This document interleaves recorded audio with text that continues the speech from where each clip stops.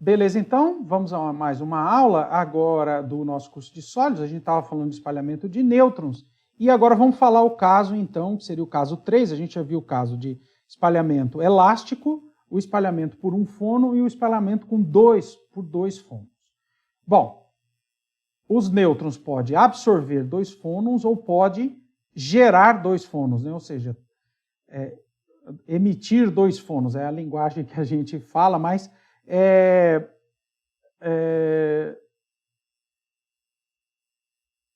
emitir aqui significa gerar quantos de vibração na rede, né?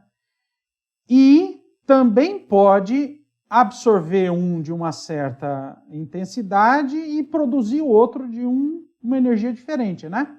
Ou absorver um com uma certa frequência e emitir outro de uma outra frequência. De forma que agora eu tenho vários processos que podem acontecer só envolvendo dois fônons, né?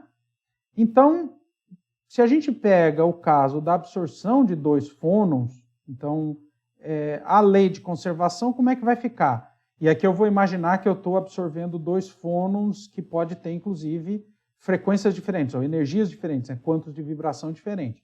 Então, a energia do fônon, a energia do nêutron, espalhado, é a energia do nêutron incidente, mais as energias que vêm dos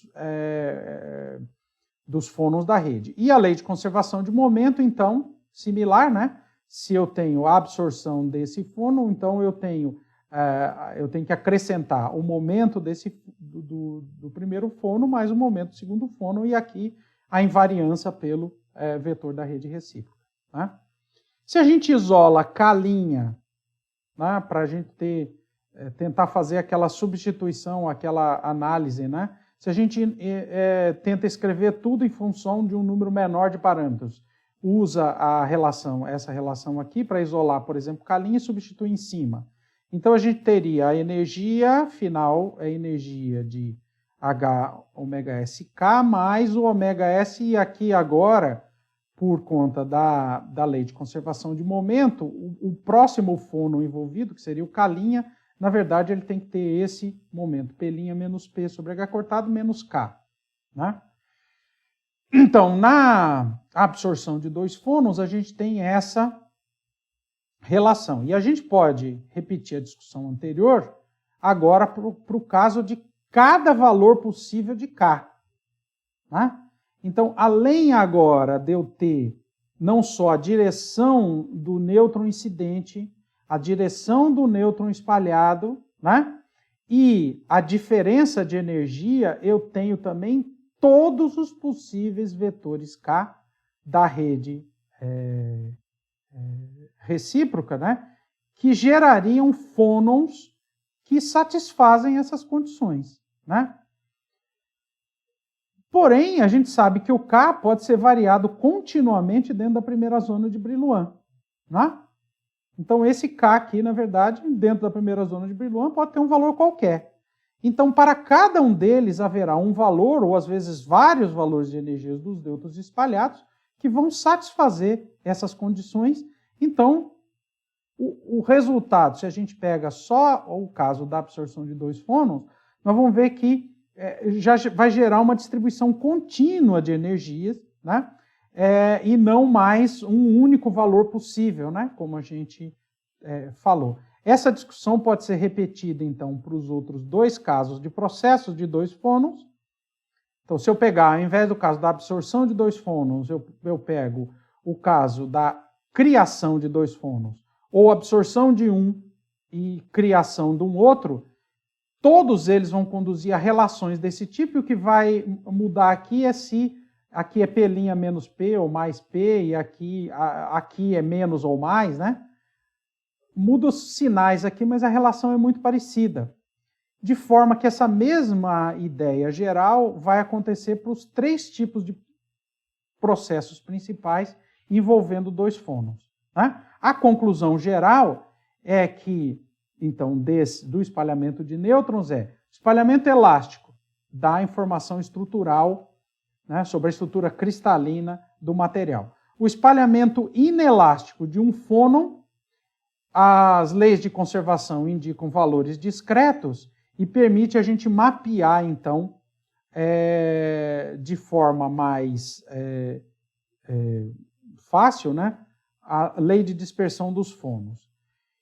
E tem uma diferença importante em relação aos processos que envolvem mais de um fônon, que é o número de graus de liberdade para processos multifônicos vão produzir um espectro contínuo, de forma que quando eu faço uma medida, né, eu tenho alguma coisa desse tipo aqui, em que não está mostrado aqui o espalhamento elástico, né?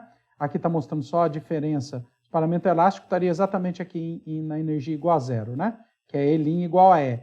Então, se eu pego só o caso dos espalhamentos inelásticos, normalmente o que se tem é uma medida desse tipo, em que eu tenho uma distribuição, um background aqui contínua, uma distribuição larga em todo o espectro em cima de linhas ou bandas mais ou menos largas, né? Que indicariam, então, essas posições aqui que indicam o espalhamento por um fônon. Então, uma das formas da gente diferenciar no nosso detetor é olhar para essa curva e falar, esses picos aqui, o centro, então, representam os meus espalhamentos por um fônon, e assim é que a gente tem, então, a detecção, né, dos modos de vibração a partir da medida de espalhamento de nêutrons, né? Uma coisa que a gente nota aqui é que nesse desenho pictórico é muito parecido com uma medida real, as linhas são largas. E esse alargamento vem por conta do que a gente chama largura de linha, né? Desses espalhamentos associados a um fônon, né? Na teoria que a gente fez até agora, o espalhamento a gente prevê que deveria acontecer em posições muito bem definidas, né? Somente naquela condição de espalhamento, somente naquela condição de conservação de energia e momento é que eu deveria ter um pico de intensidade, então eu deveria ter linhas muito finas, parecidas com funções deltas, e eu tenho, na verdade, bandas, né? E o alargamento dos picos tem diferentes origens. Primeiro é que a descrição harmônica que a gente fez até agora é apenas uma aproximação de um cristal real. Na segunda parte desse capítulo, nós vamos ver que os efeitos anarmônicos são um dos responsáveis, nós vamos comentar, né, pelo alargamento de linha, por exemplo, no espalhamento de fônons, mas também no espalhamento de raio-x.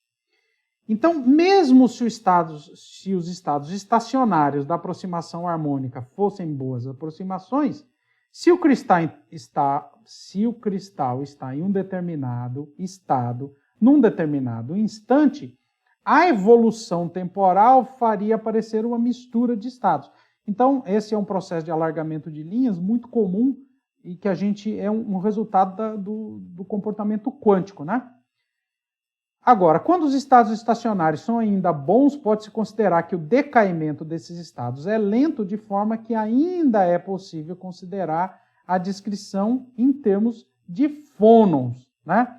E adota-se, então, um tempo de decaimento característico para o processo, né? Então, é como se fosse a interação gera um estado excitado que, né, ao decair, que produz esse efeito. E o fato desse decaimento não ser instantâneo, né, é que gera esse alargamento de linha, né? Então, se a gente considera um tempo característico tal,